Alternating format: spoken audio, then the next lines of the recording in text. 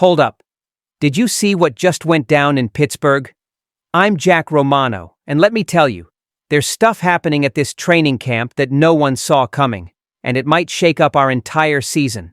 A veteran in the secondary is playing like it's 2010. A familiar name just got cut. No ceremony, no warning. A potential defensive line reinforcement is making noise, and our rookie QB, he's a lot closer to the top than people think. So the big question is, are the Steelers finally finding balance, or is this just more preseason smoke and mirrors? All right, my fellow Steelers fans, before we dive into the latest black and gold buzz, do me one quick favor. If you're into this kind of breakdown, hit that subscribe button. It seriously helps the channel grow and keeps this Steel City community alive and kicking. Let's ride. If there's one thing being a Steelers fan teaches you, it's that you can never count anyone out, and James Pierre is out here proving it with fire this training camp. The guy's been on the roster for 6 seasons, and now he's showing up like it's his breakout year. With Joey Porter Jr. and Corey Trice dealing with injuries, guess who stepped up and snagged a pick during one session and 2 more in one-on-ones? Yep, Pierre. And listen to what he said afterward.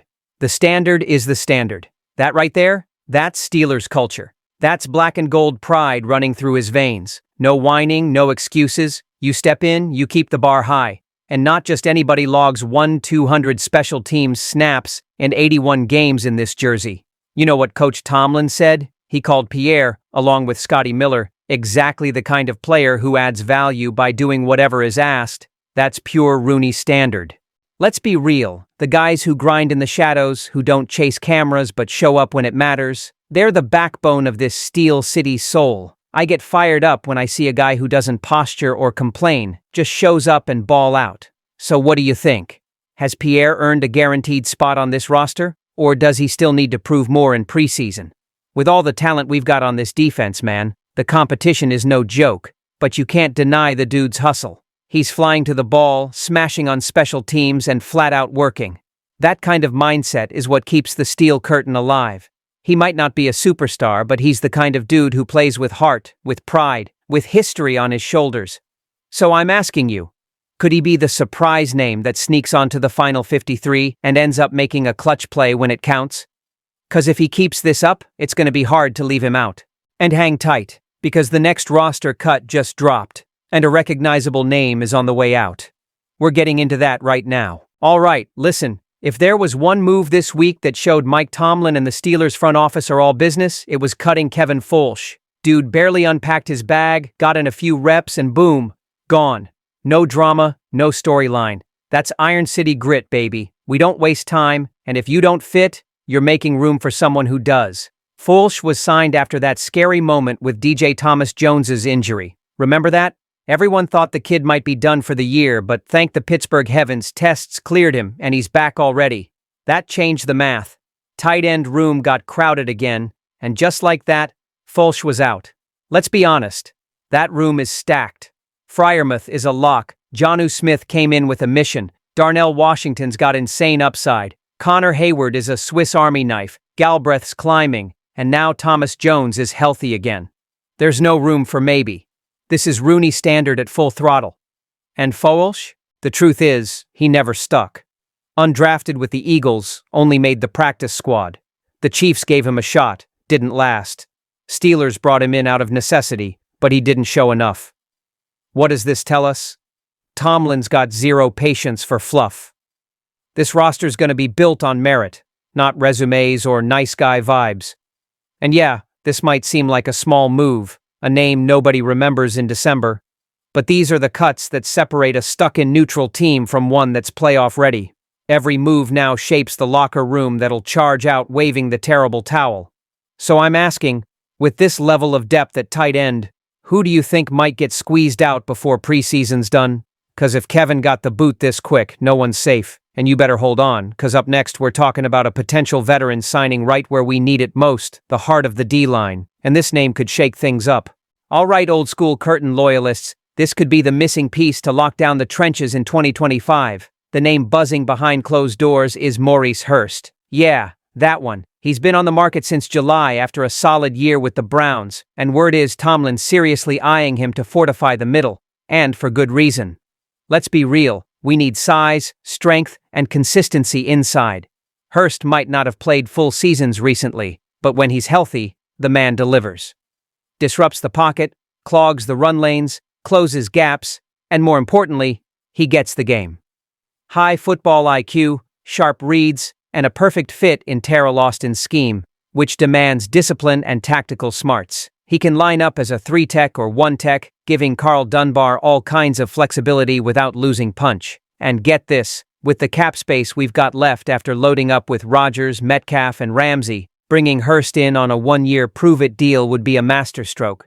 Low risk, high reward, and a possible game changer. Plus, the guy brings that veteran mindset, battle-tested, smarter now, hungry for impact. Imagine him rotating in with Hayward, helping keep 97 fresh while mentoring young bucks like Derek Harmon. That's how you build a steel dynasty. And if we pair him with someone like John Kaminsky or even Linval Joseph on the cheap, man, that D-line would be a brick wall. But here's the question. Given Hurst's injury history, is it worth betting on a short-term deal? Or should we go all in on someone more durable, even if it costs more? 'Cause yeah, there's risk, no doubt. But if there's one thing Tomlin knows how to do, it's pull gold out of players others wrote off. And now, hold tight. 'Cause up next we're talking about a kid who's been quiet in the background but could soon be wearing QB1 on his chest. Will Howard is officially on the radar, and that ain't no accident. Mark my words, Steel City lifers. Will Howard might be the one to carry this franchise on his back in the near future. And before you roll your eyes like, he's QB3 on the depth chart, let me break it down. That listing? Just politics. Respect to the vets, locker room balance, and Tomlin's classic slow burn approach with rookies. But behind the scenes, the kid is rising. His last 3 practices have been lights out. No panic, no hesitating, just steady, sharp execution. QB coach Tom Arth didn't hold back. Not some scripted fluff either. He straight up praised Howard's character, emotional intelligence, field vision, and pinpoint accuracy. Said Will sees the game and moves well inside the pocket. That's elite-level DNA right there. You can't coach that. Either you've got it, or you don't. And Will's got it. Over 50 college games under his belt between Kansas State and Ohio State, and a freaking national title. The kid's got experience, toughness, leadership. And the wild part? He already acts like he belongs. The folks at Latrobe are saying he carries himself like a vet. So when's the last time we saw a rookie QB walk into Pittsburgh with that kind of poise? We've had our share of flops at this position, no doubt. But Howard just feels different. Now let's pump the brakes. Nobody's saying he's bumping Rodgers this year. But long-term? He looks like the natural heir. And with Rudolph as the bridge, Howard's got the perfect setup to learn without pressure, soaking in knowledge from 2 seasoned pros. Picture this. Rodgers plays 1 more year, maybe 2, and when he steps away, Howard takes over a fully loaded roster. That's smart building. That's forward thinking. That's the foundation of a future champion. So let me ask you, is it too soon to dream of the next Big Ben? Or is this kid really that guy? 'Cause if he keeps rising like this, 2026 might just be the start of something special.